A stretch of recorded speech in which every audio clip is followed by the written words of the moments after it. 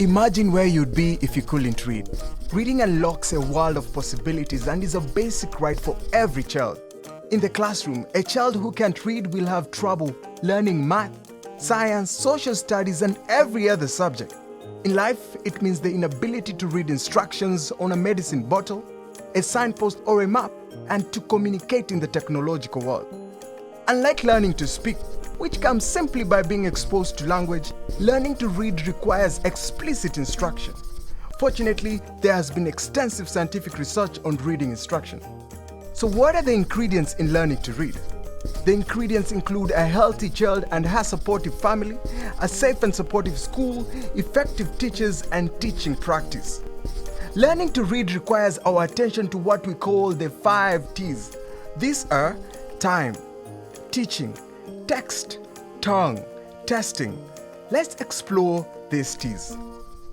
Time.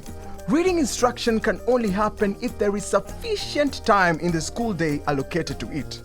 Ideally, reading should be taught for at least 45 minutes a day. For the magic of learning to happen, the child and the teacher must be in the classroom together.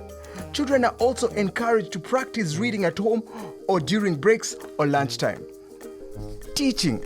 Teachers must be trained to provide systematic reading instruction that builds a child's reading skills. Teaching techniques for reading include helping children become aware of sounds through rhymes, songs, board and card games. Identifying letters and their associated sounds. Associate an image to a word and a picture to a story. Recall facts from a written text like, what was the color of the character's shirt? And understand information that is not directly stated in the text. For example, how the characters felt or what the child might have done if she were the character in the story. Teachers must be familiar with these methods or techniques. This requires training and follow-up support as they are mastering the new methods in the classroom. It can take teachers 3 years or more to truly master a new approach to teaching. Learning to read requires that children practice reading. Children must have plenty of opportunities to have eyes on text in order to master their reading skills. Classrooms and schools must be provided with books appropriate for each child's age and skill level. Big books for young children and for beginning readers. Leveled reading books and word walls, word pockets, and word trees for incidental reading and to support active involvement during teaching. It is not enough to have text and books in the classroom. Teachers need to encourage children to use them. Teachers' guides that accompany the classroom people books help teachers know how to support children use of the books and promote genuine reading, rather than simply repeating stories written on the blackboard. Tongue. Children learn to read best in the language or tongue that they speak most freely. Imagine that a child learns how to sound out letters to form a word, but the child does not know what the word means.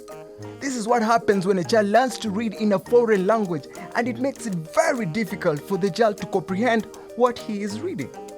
To teach in the local language, mother tongue, teachers and pupils should have access to books in that language, and the teacher should be fluent in that language. The 5th and last T is testing. Testing is more than the end of grade or term exam. Testing should be used regularly throughout each lesson to know if pupils are learning what is being taught.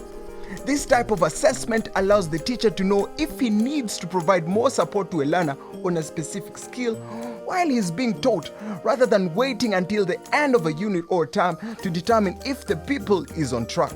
The sooner the teacher can identify gaps in skills and understanding, the sooner the teacher can help to fill those gaps and pupils can progress in their reading.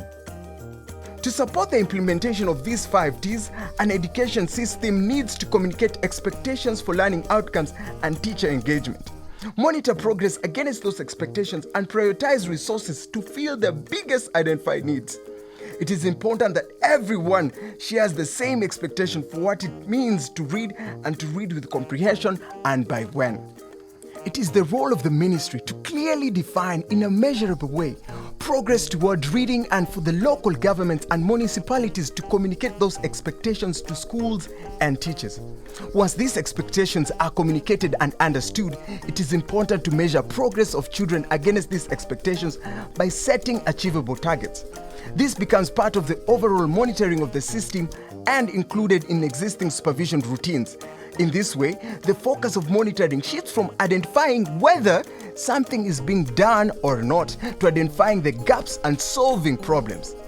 Planners can use monitoring data to compare schools and prioritize support to those most in need. This way, all children are provided equitable opportunity to learn, and all children have the opportunity to learn to read to their full potential.